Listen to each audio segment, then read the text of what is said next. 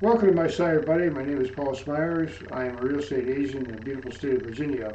Today I'm going to have a little fun, and I want to hear some feedback from you guys and customers, and put in the comments the things that you've seen on property that you've looked at that is really either interesting or rare or actually quite funny. And I'd love to hear from you because I'm a real estate agent that specializes in rural property. So I go out and look around and I drive around all the back roads and I try to see what's going on, of course, from a real estate perspective. But in rural areas, because of the zoning and the way people live, you find some pretty funny stuff sitting on people's property.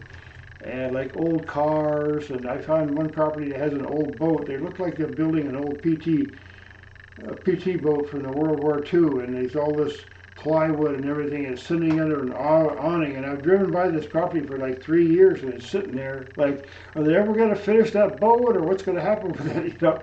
They're building a boat in their front yard, and it's right near a busy road.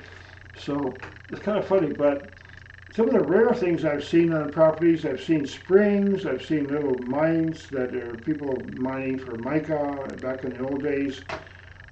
I've seen cisterns, hand-dug wells, little springs, and so on.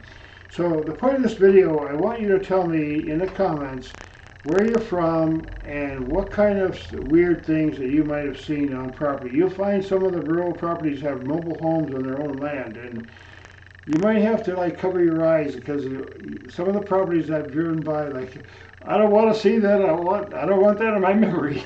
So again, this interactive thing going on here, I want to hear from you guys. Please like and share, and tell me in the comments the funniest stuff that you've ever seen on a rural property, whether you're an agent or a buyer or a seller. So again, thanks for watching, and enjoy some of my other content. There's a lot of important information and helpful tips about what goes on in the buying and selling of real estate in Virginia and the lifestyle. So thanks again.